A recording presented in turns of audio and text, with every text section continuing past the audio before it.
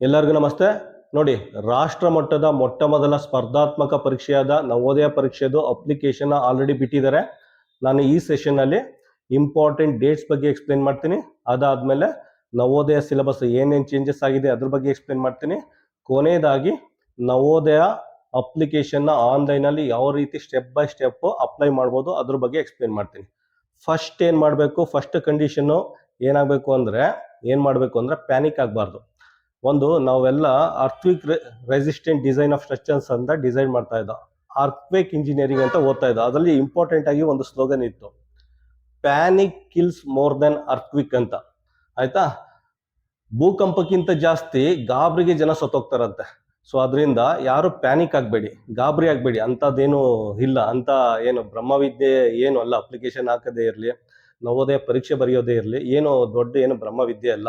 ಆದ್ರಿಂದ ಯಾರು ಪ್ಯಾನಿಕ್ ಆಗಬೇಡಿ, ಪೇಷನ್ಸಿಂದ ವಿಡಿಯೋನ ವಾಚ್ ಮಾಡಿ. ಪ್ರತಿಯೊಂದು ಎಕ್ಸ್ಪ್ಲೇನ್ ಮಾಡ್ತೀನಿ. ಪ್ರತಿಯೊಂದು ಏನೇ ಡೌಟ್ ಇದ್ರೂ ನೀವು ಕಾಮೆಂಟ್ ಬಾಕ್ಸಲ್ಲಿ ಕಾಮೆಂಟ್ ಹಾಕಿ ನಾನು ಎಕ್ಸ್ಪ್ಲೇನ್ ಮಾಡ್ತೀನಿ. ಫಸ್ಟ್ ಇಂಪಾರ್ಟೆಂಟ್ ಡೇಟ್ಸ್ ಬಗ್ಗೆ. ಆಯ್ತಾ, ಅಲ್ಲಿ ನೋಡಿ ಡಿಸ್ಪ್ಲೇ ಆಗ್ತದೆ ಇಂಪಾರ್ಟೆಂಟ್ ಡೇಟ್ಸ್. ನವೋದಯ ಅಪ್ಲಿಕೇಶನ್ ಆಗೋಕ್ಕೆ ಲಾಸ್ಟ್ ಡೇಟು ಜುಲೈ 31ನೇ ತಾರೀಕು. ಜುಲೈ 31ನೇ ತಾರೀಕು ಅಂದರೆ ಈ ತಿಂಗಳು ಲಾಸ್ಟ್ ಇದೆ. ಅರೌಂಡ್ ಒಂದು 25 ದಿನ ಏನೋ ಇದೆ, ಅಪ್ರಾಕ್ಸಿಮೇಟ್ಲಿ 3 ವಾರ ಟೈಮ್ ಇದೆ. ಅಷ್ಟರೊಳಗಡೆ ನಾವು ನವೋದಯ ಅಪ್ಲಿಕೇಶನ್ನ ಆನ್ಲೈನಲ್ಲಿ ಸಬ್ಮಿಟ್ ಮಾಡಬೇಕು. ಎರಡನೇದು, ನವೋದಯ ಎಕ್ಸಾಮ್ ಯಾವಾಗಿದೆ ಅಂದರೆ ನವೆಂಬರ್ 28ನೇ ತಾರೀಕು. ಆಯಿತಾ, ಲಾಸ್ಟ್ ಇಯರ್ ಎಲ್ಲ ಡಿಸೆಂಬರ್ಲಿ ಇತ್ತು. ಈ ವರ್ಷ ನವೆಂಬರ್ 28ನೇ ತಾರೀಕು ಶನಿವಾರ 11:30ಕ್ಕೆ ನವೋದಯ ಪರೀಕ್ಷೆ ನಡೆಯುತ್ತೆ. ಆಯಿತಾ, ಪ್ರತಿಯೊಂದು ಜಿಲ್ಲಾ ಕೇಂದ್ರದಲ್ಲೂ ನವೋದಯ ಪರೀಕ್ಷೆ ನಡೆಯುತ್ತೆ. ಅದಾದ್ಮೇಲೆ ನವೋದಯ ಅಪ್ಲಿಕೇಶನ್ ಆಗೋಕ್ಕೆ ಇನ್ನೊಂದು ಕ್ರೈಟೀರಿಯಾ ಇದೆ, ಅದು date of birth. Date of birth ಅಲ್ಲಿ ಡಿಸ್ಪ್ಲೇ ಆಗ್ತಾ ಇದೆ ನೋಡಿ, 1/5/2015 ಮತ್ತು 31/7/2017. ಇವೆರಡು ಡೇಟ್ಗಳ ನಡುವೆ ಆ ಮಗು ಹುಟ್ಟಿದ್ರೆ ಆ ಮಗು ನವೋದಯ ಪರೀಕ್ಷೆಗೆ ಅಪ್ಲಿಕೇಶನ್ ಹಾಕ್ಬೋದು. ಆ ಮಗು 1ನೇ ತಾರೀಕು 1/5/2015 ಆ ಡೇಟಲ್ಲಿ ಹುಟ್ಟಿದ್ರು ಅಪ್ಲಿಕೇಶನ್ ಹಾಕ್ಬೋದು, ಅಥವಾ 31/7/2017 ಆ ಡೇಟಲ್ಲಿ ಹುಟ್ಟಿದ್ರು ನವೋದಯ ಪರೀಕ್ಷೆಗೆ ಅಪ್ಲಿಕೇಶನ್ ಹಾಕೋಕ್ಕೆ ಎಲಿಜಿಬಿಲಿಟಿ ಇದೆ.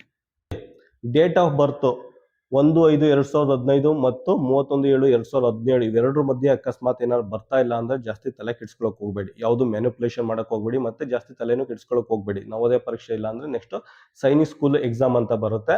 ಅದು ತುಂಬಾ ಅದ್ಭುತವಾದ ಒಂದು ಪರೀಕ್ಷೆ. ಅದು ರಾಷ್ಟ್ರ ಮಟ್ಟದಲ್ಲಿ ಬರ್ತಾ ಇದ್ದ 2ನೇ ಕಾಂಪಿಟೇಟಿವ್ ಎಕ್ಸಾಮ್. ನವೋದಯ ಮೊಟ್ಟ ಮೊದಲ ಕಾಂಪಿಟೇಟಿವ್ ಎಕ್ಸಾಮ್ ಆದ್ರೆ ಅದು 2ನೇ ಕಾಂಪಿಟೇಟಿವ್ ಎಕ್ಸಾಮು. ಇದಕ್ಕಿಂತ ತುಂಬಾ ಅದ್ಭುತವಾಗಿರುತ್ತೆ ಪರೀಕ್ಷೆ.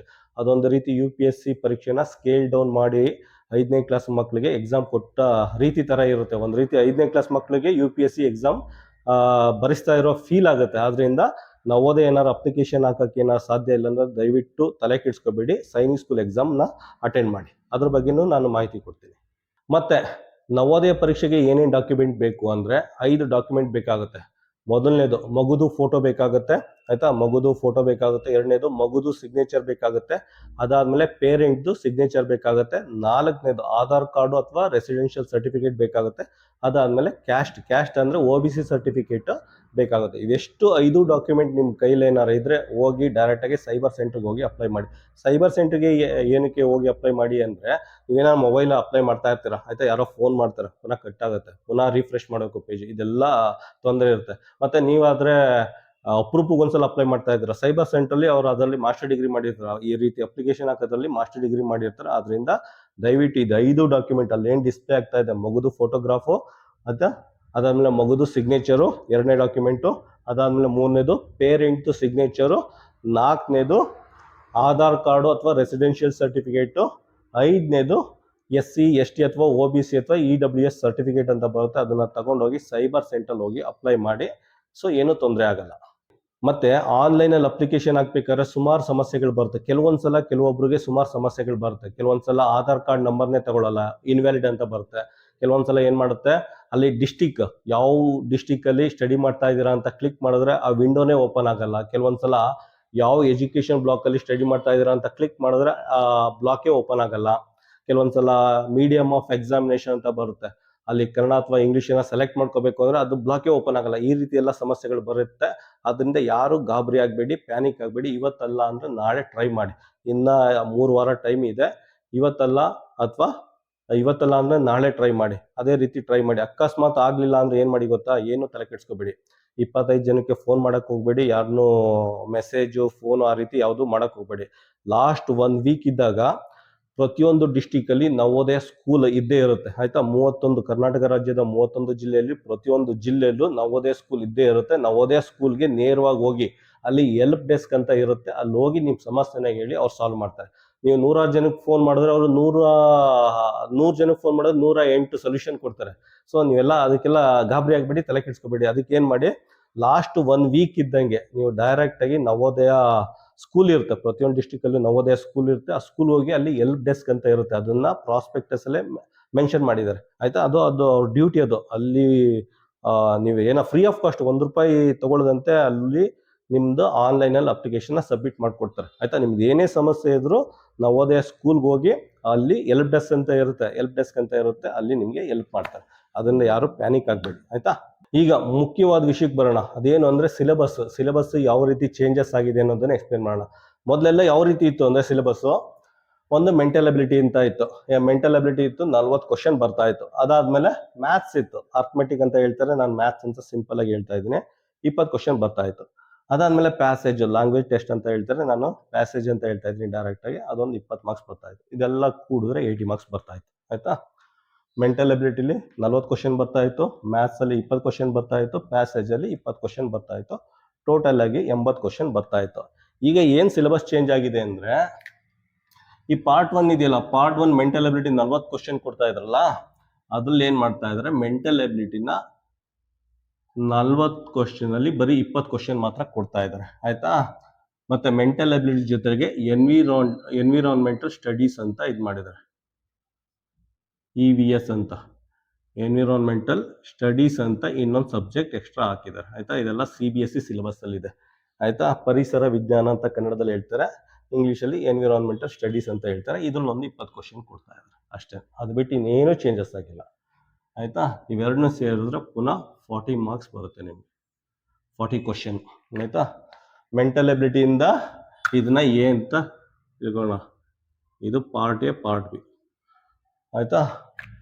ಮೆಂಟಲ್ ಅಬಿಲಿಟಿಲಿ ಮೊದಲು 40 ಕ್ವಶನ್ ಕೊಡ್ತಾ ಇದ್ರು, ಈಗ 20 ಕ್ವಶನ್ ಮಾತ್ರ ಕೊಡ್ತಾ ಇದ್ದಾರೆ. 50% ಸಿಲೆಬಸ್ನ ರಿಡ್ಯೂಸ್ ಮಾಡಿದರೆ, ಆ 50% ಸಿಲೆಬಸ್ನ ಎನ್ವಿರಾನ್ಮೆಂಟಲ್ ಸ್ಟಡೀಸ್ ಇಂದ 20 ಕ್ವಶನ್ ಕೊಡ್ತಾ ಇದ್ದಾರೆ ಅಷ್ಟೇ ಆಯ್ತಾ. ಸೊ ಪಾರ್ಟ್ 1 ಇಂದ 40 ಕ್ವಶನ್ ಬರುತ್ತೆ, ಪಾರ್ಟ್ 2 ಇಂದ 20 ಕ್ವಶನ್ ಬರುತ್ತೆ, ಪಾರ್ಟ್ 3 ಇಂದ 20 ಕ್ವಶನ್ ಬರುತ್ತೆ. ಟೋಟಲ್ ಆಗಿ 80 ಕ್ವಶನ್ ಇರುತ್ತೆ, 2 ಅವರ್ ಎಕ್ಸಾಮ್ ಇರುತ್ತೆ. ಅದು ಬಿಟ್ಟು ಬೇರೆ ಇನ್ಯಾವುದು ಸಮಸ್ಯೆ ಇಲ್ಲ ಆಯ್ತಾ. ನೋಡಿ, ಎನ್ವಿರಾನ್ಮೆಂಟಲ್ ಸ್ಟಡೀಸ್ ಅಥವಾ ಪರಿಸರ ವಿಜ್ಞಾನದಿಂದ 20 ಕ್ವಶನ್ ಬರುತ್ತೆ ಅಷ್ಟೇ ಆಯ್ತಾ. ಸೊ ಇದೊಂದು ರೀತಿ ಇದನ್ನು ಅಷ್ಟೇ ಸೈನಿಕ್ ಸ್ಕೂಲ್ ಸಿಲೆಬಸ್ ತರ ಅಪ್ಗ್ರೇಡ್ ಮಾಡ್ತಾ ಹೋಗ್ತಾ ಇದ್ದಾರೆ ಅಷ್ಟೇ. ನವೋದಯ ಸ್ಕೂಲ್ ಸಿಲೆಬಸ್ ಏನಿದೆ, ನವೋದಯ ಪ್ಯಾಟರ್ನ್, ಅದು ಸೈನಿಕ್ ಸ್ಕೂಲ್ ಎಕ್ಸಾಮ್ ತರ ಅಪ್ಗ್ರೇಡ್ ಮಾಡ್ತಾ ಹೋಗ್ತಾ ಇದ್ದಾರೆ. ಮತ್ತೆ ಇದೇನಿದೆ 20 ಕ್ವಶನ್ ಎನ್ವಿರಾನ್ಮೆಂಟಲ್ ಸ್ಟಡೀಸ್, ಅದ್ರ ಬಗ್ಗೆ ಏನು ಜಾಸ್ತಿ ತಲೆ ಕೆಡಿಸ್ಕೋಬೇಡಿ. ಇನ್ನು 3 ರಿಂದ 5 ವಾರದ ಒಳಗಡೆ ಆಯ್ತಾ, 3 ವಾರದಿಂದ 5 ವಾರದ ಒಳಗಡೆ ಎನ್ವಿರಾನ್ಮೆಂಟಲ್ ಸ್ಟಡೀಸ್ ಏನ್ ಸಿಲೆಬಸ್ ಇದೆ ಅದನ್ನ ನೀಟಾಗಿ ಅದು ಆಸ್ ಪರ್ ಸಿಲೆಬಸ್ ನೋಟ್ಸ್ನ ರೆಡಿ ಮಾಡಿ ನಾನು ರೆಡಿ ಮಾಡ್ಕೋತೀನಿ ಆಯ್ತಾ. ರೆಡಿ ಮಾಡಿ ಎಲ್ಲರಿಗೂ ಡಿಸ್ಟ್ರಿಬ್ಯೂಟ್ ಮಾಡ್ತೀನಿ, ಅದ್ರ ಬಗ್ಗೆ ಯಾರು ತಲೆ ಕೆಡಿಸ್ಕೋಬೇಡಿ. ಅದಕ್ಕೆ ಮುಂಚೆ ಏನು ಮಾಡಿ, ಇದನ್ನೆಲ್ಲ ಕಂಪ್ಲೀಟ್ ಮಾಡಿ. ಪ್ಯಾಸೇಜ್ ಏನಿದೆ 20 ಕ್ವಶನ್, ಸುಮಾರು ಜನ ನಮ್ಮ ಹತ್ರ 8 ಬುಕ್ಸ್ನ ಪರ್ಚೇಸ್ ಮಾಡ್ಕೊಂಡು ಪ್ರಾಕ್ಟೀಸ್ ಮಾಡ್ತಾ ಇದ್ರ. ನೀವು ಯಾರು ಗಾಬರಿ ಆಗಬೇಡಿ, ಪ್ಯಾನಿಕ್ ಆಗಬೇಡಿ, ನಾನು ಇದನ್ನೇ ಆಯ್ತಾ. ಧೈರ್ಯವಾಗಿ ಎಕ್ಸಾಮ್ಗೆ ಪ್ರಾಕ್ಟೀಸ್ ಮಾಡಿ. ಪ್ಯಾಸೇಜ್ ಬುಕ್ ಕಂಪ್ಲೀಟ್ ಮಾಡಿ ಆಯ್ತಾ. ನೆಕ್ಸ್ಟ್ ಮ್ಯಾಥ್ಸ್ ಬುಕ್ ಕಂಪ್ಲೀಟ್ ಮಾಡಿ ಆಯ್ತಾ. ಮ್ಯಾಥ್ಸ್ ಬುಕ್ ನಂಬರ್ 1 ರಿಂದ 5 ತರೋ ಕಂಪ್ಲೀಟ್ ಮಾಡಿ. ಅವ್ನು ಯಾವುದೇ ರೀತಿ ಕ್ವಶನ್ ಕೊಟ್ಟರು ನೀವು ಆನ್ಸರ್ ಮಾಡಬೇಕು, ಆ ರೀತಿ ಮ್ಯಾಥ್ಸ್ನ ಪ್ರಾಕ್ಟೀಸ್ ಮಾಡಿ. ಅದಾದ್ಮೇಲೆ ಮೆಂಟಲ್ ಅಬಿಲಿಟಿ ಪ್ರಾಕ್ಟೀಸ್ ಮಾಡಿ. ಧೈರ್ಯವಾಗಿ ಏನಿದೆ ಹಳೆ ಸಿಲೆಬಸ್ ಅದನ್ನೇ ಪ್ರಾಕ್ಟೀಸ್ ಮಾಡಿ. ಏನಕ್ಕೆ ಸಿಲೆಬಸ್ ಕಡಿಮೆ ಆಗಿದೆ ಅಂದ್ರೆ, ನೀವು ಇಷ್ಟಕ್ಕೆ ರಿಸ್ಟ್ರಿಕ್ಟ್ ಆದ್ರೆ ಆಯ್ತಾ, ಮಾರ್ಕ್ಸು ಅದೇ ರೀತಿ ಕಡಿಮೆಗೆ ರಿಸ್ಟ್ರಿಕ್ಟ್ ಆಗ್ಬೇಕಾಗುತ್ತೆ. ನಿಮ್ಮ ಮೈಂಡು ಅಷ್ಟೇನೆ, ನಿಮ್ಮ ಥಿಂಕಿಂಗ್ ಲೆವೆಲ್ ಇಷ್ಟಕ್ಕೆ ರಿಸ್ಟ್ರಿಕ್ಟ್ ಆಗೋಗುತ್ತೆ. ಅದರಿಂದ ಮೆಂಟಲ್ ಅಬಿಲಿಟಿ ಏನಿದೆ, ಪ್ರೀವಿಯಸ್ ಸಿಲೆಬಸ್ ಏನೇನು ಬುಕ್ ತೊಗೊಂಡು ಪ್ರಾಕ್ಟೀಸ್ ಮಾಡ್ತೀರಾ ಕಂಪ್ಲೀಟ್ ಪ್ರಾಕ್ಟೀಸ್ ಮಾಡಿ. ಇನ್ನೊಂದ್ಸಲ ಹೇಳ್ತಾ ಇದ್ದೀನಿ, ನೀವೇನಾರ ಸಿಲೆಬಸ್ ಕಡಿಮೆ ಆಗಿದೆ ಅಂದ್ರೆ, ನೀವೇನಾರ ಇಷ್ಟಕ್ಕೆ ಏನಾರ ರಿಸ್ಟ್ರಿಕ್ಟ್ ಆದ್ರೆ ನಿಮ್ಮ ಥಿಂಕಿಂಗ್ ಕೆಪಾಸಿಟಿನೂ ಇಷ್ಟಕ್ಕೆ ರಿಸ್ಟ್ರಿಕ್ಟ್ ಆಗೋಗುತ್ತೆ. ಆದ್ರಿಂದ ನಿಮ್ಮ ಥಿಂಕಿಂಗ್ ಕೆಪಾಸಿಟಿ ಬ್ರಾಡ್ ಆಗಿರ್ಬೇಕು ಅಂದ್ರೆ ಏನೇನು ಬುಕ್ ತೊಗೊಂಡು ಪ್ರಾಕ್ಟೀಸ್ ಮಾಡ್ತಾ ಇದೀರೋ ನೀಟಾಗಿ ಪ್ರಾಕ್ಟೀಸ್ ಮಾಡಿ, ಕಂಪ್ಲೀಟ್ ಮಾಡಿ. ಅದಾದ್ಮೇಲೆ ಇದೇನಿದೆ ಎಕ್ಸ್ಟ್ರಾ ಸಿಲೆಬಸ್ 20 ಕ್ವಶನ್ ಏನು ಎಕ್ಸ್ಟ್ರಾ ಸಿಲೆಬಸ್ ಇದೆ, 3 ರಿಂದ 5 ವಾರದ ಒಳಗಡೆ ಆ ಸಿಲೆಬಸ್ನೆಲ್ಲ ರೆಡಿ ಮಾಡಿ ನಿಮಗೆಲ್ಲ ಡಿಸ್ಟ್ರಿಬ್ಯೂಟ್ ಮಾಡ್ತೀನಿ. ಅದರಿಂದ ಧೈರ್ಯವಾಗಿ ಮಕ್ಕಳೇ ಪ್ರಾಕ್ಟೀಸ್ ಮಾಡ್ರಪ್ಪ. ಅದರ ಬಗ್ಗೆ ಇನ್ನೇನು ತಲೆ ಕೆಡಿಸ್ಕೊಳ್ಳೋ, ಸಿಲೆಬಸ್ ಚೇಂಜ್ ಆಗಿದೆ ಅದು ಇದು ಏನಿಲ್ಲ. ಇವತ್ತಿನಿಂದ ನೀವೇನಾದರೂ ಕೂತ್ಕೊಂಡು ಪ್ರಾಕ್ಟೀಸ್ ಮಾಡಿದ್ರೆ ಇನ್ನು ಅಪ್ರಾಕ್ಸಿಮೇಟ್ ಆಗಿ 5 ತಿಂಗಳಿದೆ, 5 ತಿಂಗಳಲ್ಲೂ ನವೋದಯ ಪರೀಕ್ಷೆನ ಕ್ರ್ಯಾಕ್ ಮಾಡ್ಬೋದು ಆಯ್ತಾ. ಸುಮಾರು ಮಕ್ಕಳು ಯಾವುದೇ ಕೋಚಿಂಗ್ ಹೋಗದಂತೆ ಮನೇಲೇ ಕೂತ್ಕೊಂಡು ಸುಮಾರು ಮಕ್ಕಳು ಪಾಸ್ ಆಗಿದ್ದಾರೆ ಆಯ್ತಾ.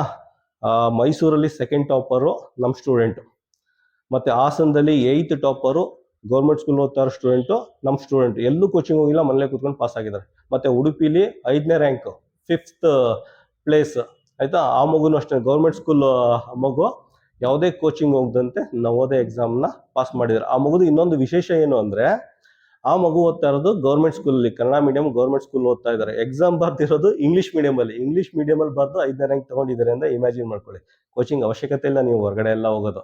ಆ ಕೋಚಿಂಗ್ ಹೋಗ್ತಿರಲ್ಲ ಟ್ರಾವೆಲಿಂಗ್ ಟೈಮ್, ಆ ಟೈಮ್ನ ಬಿಗಿಯಾಗಿ ಮನೇಲೇ ಕೂತ್ಕೊಂಡು ಹೋದ್ರು ನವೋದಯ ಕ್ವಾಲಿಫೈ ಆಗ್ತೀರಾ. ಅದರಿಂದ ಧೈರ್ಯವಾಗಿ ಪ್ರಾಕ್ಟೀಸ್ ಮಾಡಿ. ಏನೇ ಇದ್ರು ಕಮೆಂಟ್ ಬಾಕ್ಸಲ್ಲಿ ಮೆನ್ಷನ್ ಮಾಡಿ ಆಯಿತಾ. ಕಮೆಂಟ್ ಬಾಕ್ಸಲ್ಲಿ ಮೆನ್ಷನ್ ಮಾಡಿ, ನಾನು ರಿಪ್ಲೈ ಮಾಡ್ತೀನಿ. ಅವಶ್ಯಕತೆ ಬಿದ್ದರೆ ಇನ್ನೊಂದು ವಿಡಿಯೋ ಮಾಡ್ತೀನಿ. ಈಗ ಕೊನೆಯದಾಗಿ ಆನ್ಲೈನಲ್ಲಿ ಯಾವ ರೀತಿ ಅಪ್ಲಿಕೇಶನ್ನ ಫಿಲ್ ಮಾಡ್ಬೋದು ಅನ್ನೋದನ್ನು ಎಕ್ಸ್ಪ್ಲೇನ್ ಮಾಡ್ತೀನಿ, ನೀಟಾಗಿ ನೋಡಿ.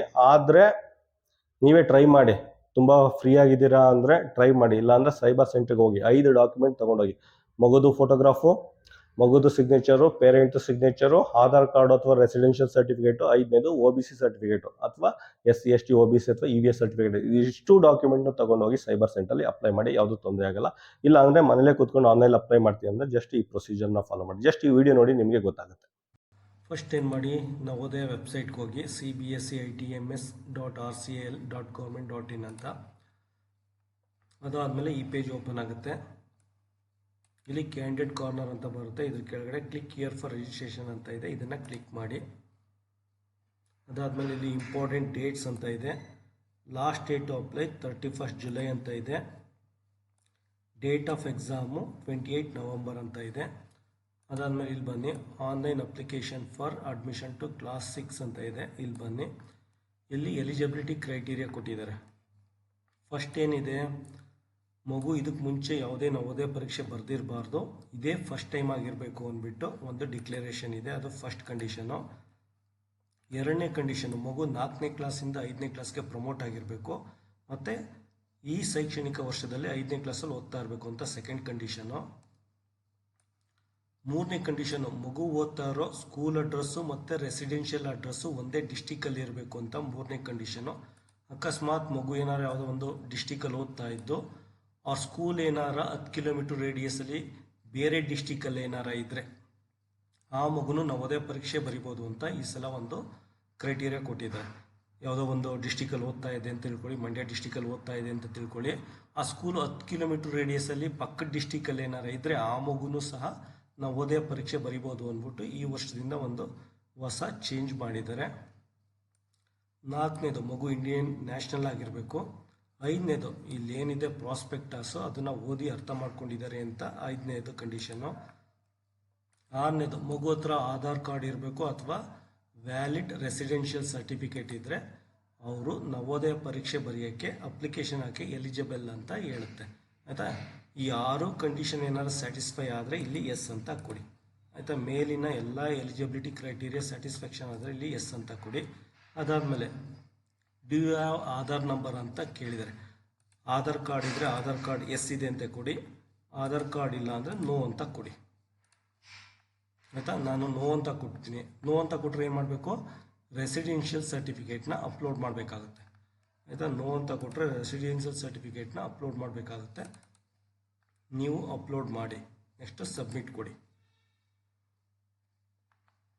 ಅದಾದಮೇಲೆ ಏನಿದೆ, ಈ ರೀತಿ ಆನ್ಲೈನ್ ಅಪ್ಲಿಕೇಶನ್ದು ಓಪನ್ ಆಗುತ್ತೆ. ಇನ್ನೊಂದು ನೆಕ್ಸ್ಟ್ ಪೇಜ್ ಓಪನ್ ಆಗುತ್ತೆ. ಇಲ್ಲಿ ಕ್ಯಾಂಡಿಡೇಟ್ ನೇಮ್ ಇದು ಮಾಡಿ, ಇಲ್ಲಿ ಕ್ಯಾಂಡಿಡೇಟ್ ಫಾದರ್ ನೇಮು, ಇಲ್ಲಿ ಮದರ್ ನೇಮು, ಇಲ್ಲಿ ಜೆಂಡರ್ ಸೆಲೆಕ್ಟ್ ಮಾಡಿ, ಮೇಲ್ ಇದ್ದರೆ ಮೇಲು, ಫೀಮೇಲ್ ಇದ್ದರೆ ಫೀಮೇಲು. ಅದಾದಮೇಲೆ ಡೇಟ್ ಆಫ್ ಬರ್ತ್ನ ಸೆಲೆಕ್ಟ್ ಮಾಡ್ಕೊಳ್ಳಿ ಆಯಿತಾ. 2015 ಏನಿರುತ್ತೆ ಆ ಡೇಟ್ ಆಫ್ ಬರ್ತ್ನ ಸೆಲೆಕ್ಟ್ ಮಾಡ್ಕೊಳ್ಳಿ. ಡೇಟ್ ಆಫ್ ಬರ್ತ್ ಸೆಲೆಕ್ಟ್ ಮಾಡ್ಕೊಳ್ಳಿ. ಇಲ್ಲಿ ಮೊಬೈಲ್ ನಂಬರ್ ಹಾಕಿ, ಇಲ್ಲಿ ಮೊಬೈಲ್ ನಂಬರ್ ಹಾಕಿ. ಅದಾದಮೇಲೆ ಇಲ್ಲಿ ಇಮೇಲ್ ಐ ಡಿ ಹಾಕಿ, ಏನಿದೆ ಇಮೇಲ್ ಐ ಡಿ ಹಾಕಿ. ಅದಾದಮೇಲೆ ಇಲ್ಲಿ ಜನರಲ್ ಕೆಟಗರಿನ, OBCನ, SC STನ ಇಲ್ಲಿ ಕೆಟಗರಿ ಸೆಲೆಕ್ಟ್ ಮಾಡ್ಕೊಳ್ಳಿ. ಇಲ್ಲಿ ಕೆಟಗರಿ ಸೆಲೆಕ್ಟ್ ಮಾಡ್ಕೊಳ್ಳಿ. ಅದಾದಮೇಲೆ ಇಲ್ಲಿ ಡಿಸೆಬಿಲಿಟಿ ಬರುತ್ತೆ. ಡಿಸೆಬಿಲಿಟಿ ಏನಾರ ಇದ್ದರೆ ಅದು ಎಷ್ಟಿದೆ ಅದನ್ನು ಹಾಕಿ, ಅದ್ರ ಪರ್ಸೆಂಟೇಜ್ನ ಇಲ್ಲಿ ಮೆನ್ಷನ್ ಮಾಡಿ. ಅದಾದಮೇಲೆ ಇಲ್ಲಿ ಅಡ್ರೆಸ್ಸು, ಆಧಾರ್ ಕಾರ್ಡಲ್ಲಿ ಅಡ್ರೆಸ್ ಏನಿರುತ್ತೆ ಅದನ್ನು ಅಪ್ಲೈ ಮಾಡಿ. ನೀವೇನೋ ಆಧಾರ್ ಕಾರ್ಡ್ ಏನೋ ಸೆಲೆಕ್ಟ್ ಮಾಡಿಕೊಂಡು ಇದೆಲ್ಲ ಆಟೋ ಫಿಲ್ ಆಗುತ್ತೆ. ಪಿನ್ ನಂಬರ್ ಇದ್ದರೆ ಪಿನ್ ನಂಬರ್ನ ಇಲ್ಲಿ ಮೆನ್ಷನ್ ಮಾಡಿ. ಅದಾದಮೇಲೆ ರೆಸಿಡೆನ್ಷಿಯಲ್ ಡೀಟೇಲ್ಸ್, ಯಾವ ಸ್ಟೇಟು ಅಂತ ಇಲ್ಲಿ ಮೆನ್ಷನ್ ಮಾಡಿ. ಅದಾದಮೇಲೆ ರೆಸಿಡೆನ್ಷಿಯಲ್ ಡಿಸ್ಟಿಕ್ ಅದು ಯಾವುದು ಅಂತ ಮೆನ್ಷನ್ ಮಾಡಿ. ರೆಸಿಡೆನ್ಷಿಯಲ್ ಬ್ಲಾಕ್ ಬರುತ್ತೆ, ರೆಸಿಡೆನ್ಷಿಯಲ್ ಬ್ಲಾಕ್ ಯಾವುದು ಅದನ್ನು ಸೆಲೆಕ್ಟ್ ಮಾಡ್ಕೊಳ್ಳಿ. ಅದಾದಮೇಲೆ ನೀವೇನಾರ NIOS ಸ್ಟೂಡೆಂಟ್ ಆಗಿದ್ದರೆ ಇಲ್ಲಿ ಎಸ್ ಅಂತ ತಗೊಳ್ಳಿ, ಇಲ್ಲಾಂದರೆ ನೋ ಅಂತ ಹಾಕಿ. ಸಾಮಾನ್ಯವಾಗಿ ಯಾರು ಓಪನ್ ಸ್ಕೂಲಲ್ಲಿ ಓದಿಲ್ಲ, NIOS ಅಂದರೆ ಓಪನ್ ಸ್ಕೂಲ್ ಅಂತ, ಸೊ ಸಾಮಾನ್ಯವಾಗಿ ನೋ ಅಂತ ಅಪ್ಲೈ ಮಾಡಿ. Next whether the district of study of class 5 and district of residence is same ಅಂತ. ಅಂದರೆ ಮಗು ಓದ್ತಾ ಇರೋ ಸ್ಕೂಲ್ ಅಡ್ರೆಸ್ಸು ಮತ್ತು ರೆಸಿಡೆನ್ಷಿಯಲ್ ಅಡ್ರೆಸ್ಸು ಒಂದೇ ಕಡೆ ಇದೆಯಾ ಅಂತ, ಆಯಿತಾ. ಸಾಮಾನ್ಯವಾಗಿ ಎಲ್ಲರದ್ದು ಸೇಮ್ ಇರುತ್ತೆ, ಎಸ್ ಅಂತ ಹಾಕಿ. ಇಲ್ಲಾಂದರೆ ರೆಸಿಡೆನ್ಷಿಯಲ್ ಸರ್ಟಿಫಿಕೇಟ್ನ ಸಬ್ಮಿಟ್ ಮಾಡಬೇಕಾಗುತ್ತೆ. ಅದಾದಮೇಲೆ ಕ್ಯಾಂಡಿಡೇಟ್ ಸ್ಟಡಿ ಡೀಟೇಲ್ಸು, ಇಲ್ಲಿ ಸ್ಟೇಟ್ ಕೇಳಿದರೆ ಕರ್ನಾಟಕ, ನೆಕ್ಸ್ಟು ಡಿಸ್ಟಿಕ್ ಕೇಳಿದರೆ ಮಂಡ್ಯ, ಬ್ಲಾಕು ಆಟೋಮೆಟಿಕಲಿ ತೊಗೊಂಡಿದೆ ಮಳವಳ್ಳಿ ಅಂತ, ಆಲ್ರೆಡಿ ಸೆಲೆಕ್ಟ್ ಮಾಡ್ಕೊಂಡಿರೋದ್ರಿಂದ ತೊಗೊಂಡಿದೆ. ನೆಕ್ಸ್ಟು ಮೀಡಿಯಮ್ ಆಫ್ ಎಕ್ಸಾಮಿನೇಷನ್ ನೋಡಿ, ಕನ್ನಡ ಅಂದರೆ ಕನ್ನಡ, ಇಂಗ್ಲೀಷ್ ಅಂದರೆ ಇಂಗ್ಲೀಷು, ಮಗು ಕೇಳಿಬಿಟ್ಟು ಸೆಲೆಕ್ಟ್ ಮಾಡ್ಕೊಳ್ಳಿ. ಅದಾದಮೇಲೆ ಏನು ಮಾಡಿ, ಅದಾದಮೇಲೆ ಇಲ್ಲಿ ಸ್ಕೂಲ್ ಡೀಟೇಲ್ ಫಿಲ್ ಮಾಡಿ. ಸ್ಕೂಲ್ ಡೀಟೇಲ್ 3rd ಸ್ಟ್ಯಾಂಡರ್ಡ್ ಎಲ್ಲಿ ಓದಿದ್ದಾರೆ, 4th ಸ್ಟ್ಯಾಂಡರ್ಡ್ ಎಲ್ಲಿ ಓದಿದ್ದಾರೆ, 5th ಸ್ಟ್ಯಾಂಡರ್ಡ್ ಎಲ್ಲಿ ಓದಿದ್ದಾರೆ ಅದನ್ನೆಲ್ಲ ಇಲ್ಲಿ ಫಿಲ್ ಮಾಡಿ. ಮತ್ತು ರೆಕಗ್ನೈಸ್ಡ್ ಎಲ್ಲ ಸಾಮಾನ್ಯವಾಗಿ ರೆಕಗ್ನೈಸ್ಡ್ ಆಗಿರುತ್ತೆ ನೋಡಿ. ರೂರಲ್ಲ ಅರ್ಬನ್ನ ಸೆಲೆಕ್ಟ್ ಮಾಡ್ಕೊಳ್ಳಿ, ಇಲ್ಲಿ ರೂರಲ್ಲ ಅರ್ಬನ್ನ ಸೆಲೆಕ್ಟ್ ಮಾಡ್ಕೊಳ್ಳಿ. ಅದಾದಮೇಲೆ ಇಲ್ಲಿ ಕೆಳಗಡೆ ಬನ್ನಿ, undertaking by the candidate guardian. First ಏನು ಮಾಡಬೇಕು, ಕ್ಯಾಂಡಿಡೇಟ್ದು ಫೋಟೋ ಅಪ್ಲೋಡ್ ಮಾಡಬೇಕು. ಕ್ಯಾಂಡಿಡೇಟ್ ಫೋಟೋನ ಅಪ್ಲೋಡ್ ಮಾಡಿ. ಅದಾದಮೇಲೆ ಕ್ಯಾಂಡಿಡೇಟ್ ಸಿಗ್ನೇಚರ್ನ ಅಪ್ಲೋಡ್ ಮಾಡಿ. ಮೂರನೇದು ಪೇರೆಂಟ್ ಸಿಗ್ನೇಚರ್ನ ಅಪ್ಲೋಡ್ ಮಾಡಬೇಕು. ಪೇರೆಂಟ್ ಸಿಗ್ನೇಚರ್ನ ಅಪ್ಲೋಡ್ ಮಾಡಿ. 4ನೇದು SC ST OBC ಸರ್ಟಿಫಿಕೇಟ್ನ ಇಲ್ಲಿ ಅಪ್ಲೋಡ್ ಮಾಡಿ, ಆಯಿತಾ. ಅದೆಲ್ಲ ಆದಮೇಲೆ ಸೇವ್ ಆ್ಯಂಡ್ ಪ್ರಿವ್ಯೂ ಅಂತ ಕೊಡಿ, ಅಷ್ಟೇ. ಮತ್ತು ನವೋದಯ ಕೋಚಿಂಗ್ ಏನಾದರೂ ಬೇಕಾದರೆ ನಾವು ಆಲ್ರೆಡಿ ಯೂಟ್ಯೂಬಲ್ಲಿ ಕಂಪ್ಲೀಟ್ ನವೋದಯ ಸಿಲೆಬಸ್ನ ಪಾಠ ಮಾಡಿ ಅಪ್ಲೋಡ್ ಮಾಡಿದ್ದೀವಿ. ವಿಡಿಯೋ ನೋಡೋಕ್ಕೆ ₹1 ಪೇ ಮಾಡೋ ಅವಶ್ಯಕತೆ ಇಲ್ಲ. ನೀವೇನು ಮಾಡಬೇಕು ಅಂದರೆ ಜಸ್ಟ್ ಈ ರೀತಿ 8 ಬುಕ್ಸ್ ಬರುತ್ತೆ. ಈ ರೀತಿ 8 ಬುಕ್ಸ್ ಬರುತ್ತೆ, 3000 ಆಗುತ್ತೆ. ಇದೇ ನಂಬರ್ಗೆ ಫೋನ್ಪೇ ಮಾಡಿ ಅಡ್ರೆಸ್ ಕಳಿಸಿದ್ರೆ ಪೋಸ್ಟ್ ಮಾಡ್ತೀವಿ. ಈ ಬುಕ್ನ ತೊಗೊಂಡು ಮನೇಲೇ ಕೂತ್ಕೊಂಡು ಪ್ರಾಕ್ಟೀಸ್ ಮಾಡ್ಬೋದು. ಈ ನವೋದಯ ಕೋಚಿಂಗ್ ಸೆಂಟರ್ಗೆ ಟ್ರಾವೆಲ್ ಟೈಮ್ ಇದೆಯಲ್ಲ, ಮನೆಯಿಂದ ಕೋಚಿಂಗ್ ಸೆಂಟ್ರಿಂದ ಮನೆಗೆ ಆ ಟ್ರಾವೆಲ್ ಟೈಮ್ ಇದೆಯಲ್ಲ, ಆ ಟ್ರಾವೆಲ್ ಟೈಮ್ನ ಬಿಗಿಯಾಗಿ ಮನೇಲೇ ಕೂತ್ಕೊಂಡು ಹೋದ್ರು ನವೋದಯ ಪಾಸ್ ಆಗ್ಬೋದು, ಆಯಿತಾ. ಸುಮಾರು ಮಕ್ಕಳು ಯೂಟ್ಯೂಬ್ ಚಾನಲ್ ನೋಡ್ಕೊಂಡೆ ನವೋದಯ ಪಾಸ್ ಆಗಿದ್ದಾರೆ. ಮೈಸೂರಲ್ಲಿ 2nd ಟಾಪರ್ ಆದ್ಯಾ ಶೆಟ್ಟಿ ಅಂತ ನಮ್ಮ ಸ್ಟೂಡೆಂಟು, ಮತ್ತು ಹಾಸನದಲ್ಲಿ 8th ರ್ಯಾಂಕ್ ಗೌರ್ಮೆಂಟ್ ಸ್ಕೂಲಲ್ಲಿ ಓದ್ತಾ ಇರೋ ಮಗು ನವೋದಯ ಕ್ವಾಲಿಫೈ ಆಗಿದ್ದಾರೆ. ಮತ್ತು ಉಡುಪಿಲಿ 5ನೇ ರ್ಯಾಂಕು. ಆ ಮಗುದು ಏನು ಸ್ಪೆಷಾಲಿಟಿ ಅಂದರೆ, ಆ ಮಗು ಗೌರ್ಮೆಂಟ್ ಸ್ಕೂಲಲ್ಲಿ ಓದ್ತಾ ಇರೋದು. ಉಡುಪಿಲಿ 5ನೇ ರ್ಯಾಂಕ್ ತೆಗೆದಿರೋ ಮಗು ಓದ್ತಾ ಇರೋದು ಗೌರ್ಮೆಂಟ್ ಸ್ಕೂಲು.